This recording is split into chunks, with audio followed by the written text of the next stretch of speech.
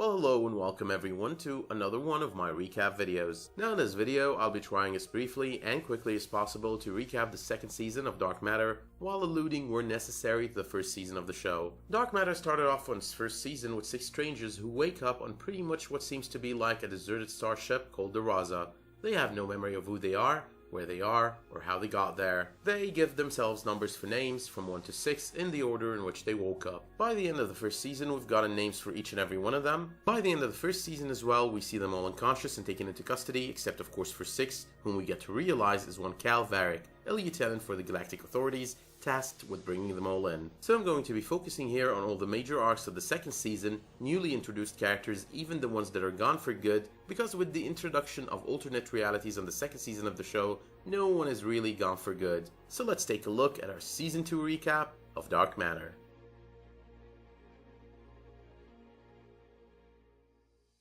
The second season of Dark Matter started right where the first left off, with the crew of the Raza escorted to the GA prison Hyperion 8, only Derek Moss and Emily Colburn, aka 1 and 5, end up getting their charges dropped. After being released though, 1 ends up digging into his wife's murder and what he believes might be false claims against Marcus Boone, aka 3, being her murderer, and confides in the acting CEO of his company about it, only to soon end up dead and surprisingly at the hands of Jace Corso, the man whose face and identity he stole in the first place to board the Raza and seek revenge on Boone. On the other hand, and back in Hyperion 8, the rest of the crew made new friends, or let's call them acquaintances, namely Nix Harper, who ends up getting closer to Portia, aka 2, Devin, who works in the prison infirmary and gets to sort of befriend Boone, and Nero, who kind of has an arrangement with the warden. With their assistance, the assistance of Cal Varric, aka 6, who realizes he works for a corrupt authority, and the help of Commander Truffaut, they manage to escape from Hyperion 8, returning to the Raza.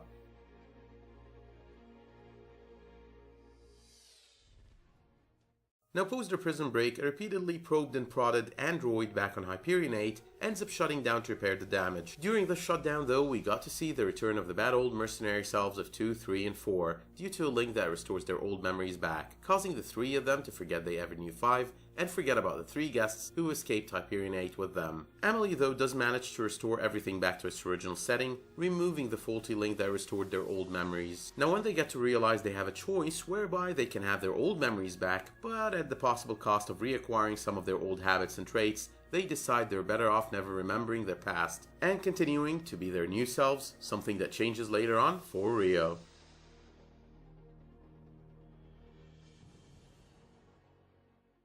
During their stay in one of the stations, the android ends up requesting permission to walk the station and get to study human behavior in order to further understand it, only to meet Victor, whom we get to realize is but another android with an illegal upgrade that makes him go with his life unowned by anyone as he blends in seemingly human. Victor does end up gifting the Raza's android a chip, which later on she gets to use as she goes on her first off the Raza mission to find out more about the murderer of Moss.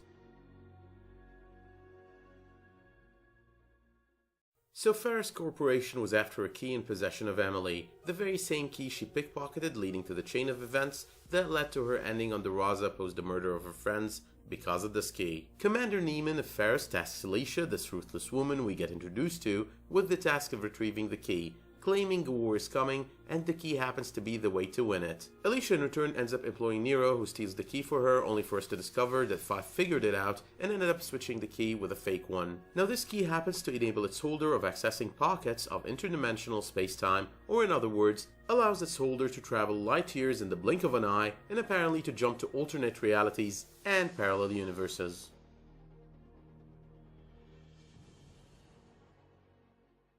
So down the road, the team gets to realize the truth about the murder of Derek Moss. He was murdered by Jace Corso. As they go out on the hunt for him, Portia ends up shooting him dead, but not before he informs her that he was hired to do so, and tries to bargain for his life with the information on his employer.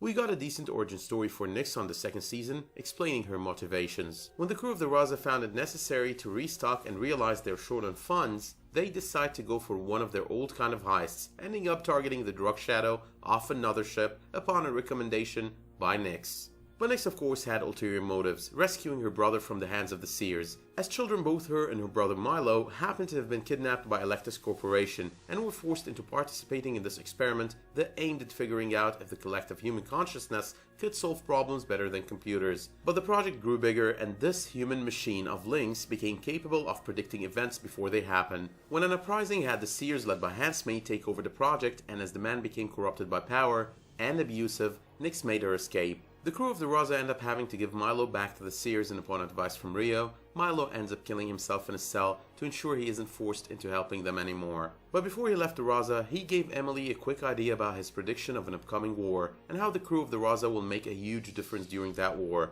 how the future of the galaxy will be in the balance, and how they will be the ones to save the day.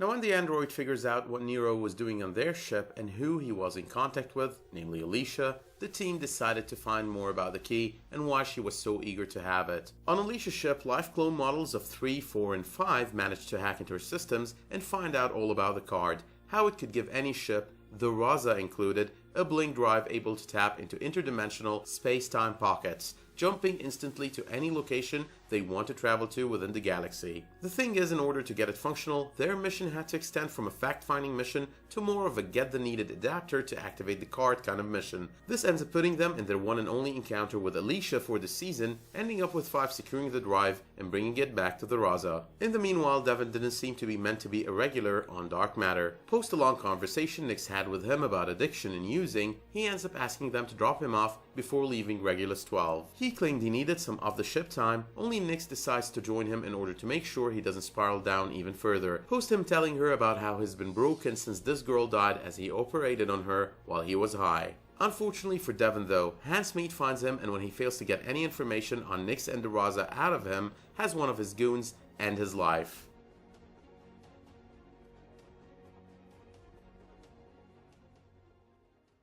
Combining the key with the adapter, the Raza had on their hands the blink drive, and upon deciding to use it, they ended up traveling only 1.2 miles ahead of where they were, only they traveled to a parallel reality, where Commander Truffaut is a total bitch when compared to their version of the woman, and one who takes away their blink drive. Regulus 12, the space station where they just dropped Nyx and Devon, has just been attacked and completely destroyed. And the crew of the alternate Raza is still their bad old mercenary selves, and Rio as Emperor of Xiron. Now in the alternate reality, the Raza crew is composed of Portia, Marcus, Jace Corso, Wexler, whom we met on the first season running his own crew in the original reality, and Tosh, who is part of Wexler's crew in that reality as well. Now in this reality, Calvaric's identity as a GA lieutenant has been uncovered, and he's been shot dead by Portia. Now before the original crew got their hands on the alternate blink drive, they have uncovered and stopped a mutiny on board of the alternate Raza perpetrated by Jace, Wexler, and Tosh, neutralized them, and brought it all to the attention of alternate Portia and alternate Marcus,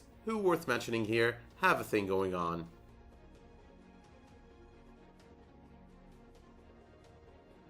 So during the events of the second season as well too, at some point has to deal with these random and violent muscle spasms in her hand that were soon to be followed with blurry vision and dizziness. It seemed at that point her nanities were shutting down. In short, Portia was dying. In their effort to find a cure for her rapidly progressing symptoms, the crew ends up infiltrating the Dwarf Star Technologies HQ, and before it was too late, they managed to inject her with the blood of one of the new creations of Rook, blood containing updated and upgraded, less subject to failure nanites. However, it is always possible we'll see future side effects to those nanites, or they would once more shut down. It's after all the arc that keeps on giving. Also, during their visit to Dwarf Star, Marcus was supposedly taken to be tortured, only to come back acting completely strange and different. When the team realized he was compromised and managed to neutralize him, these weird alien-like gooey creatures started coming out of his eyes, nose, and mouth. The crew of the Raza did manage to space them, but we never found out what those were, making it a possible storyline for the third season of the show.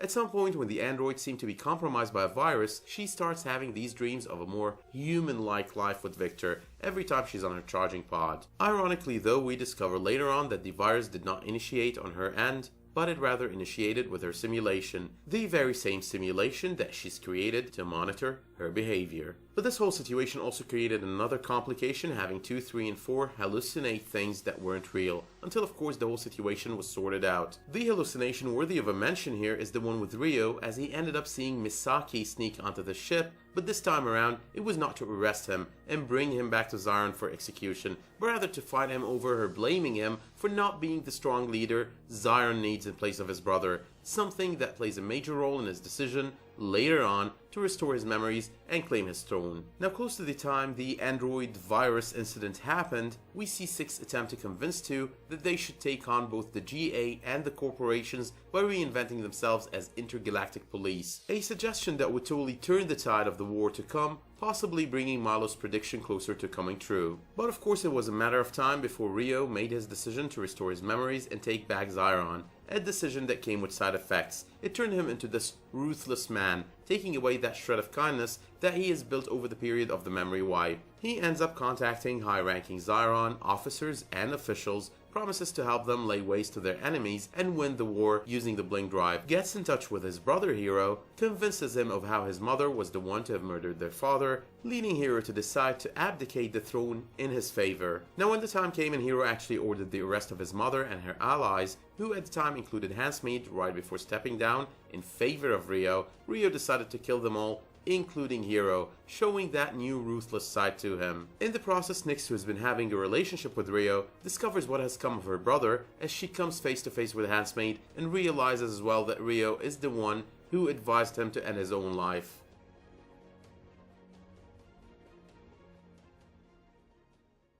On their trip to the alternate reality, the Raza crew came to find out about the Ferris Corporation plans to detonate a bomb in the upcoming Council of Corporations to ignite an all-out corporate war, and in the finale of the second season, they take this information to Truffaut, who assists them in getting on the inside in hopes they would save the day if their claims were to be true. But to make a long story short, by the end of the finale, 5 has managed to stop the Ferris bomb from going off, pushes tried for old time's sake to give Rio a heads up about what is going on, only for Rio to board the Raza and steal the blink drive for usage in his own military purposes, and Misaki, who boarded the Raza with him, ends up cutting Nyx in a fight and with a poisoned blade, out of apparent jealousy of Rio's love for her. By the very end as well, we get to realize that there was another detonation planned on the station, and this time it was planned by the power-drunk leader of Zyron, Ishida Rio. He does, though, in some sort of act of loyalty for the time he spent with his former crew on the Raza, give the android a warning and asks her to recall them to the ship to ensure they're safe. But as the season comes to an end, we have Nyx almost dead, if not actually dead, on the floor of the Raza,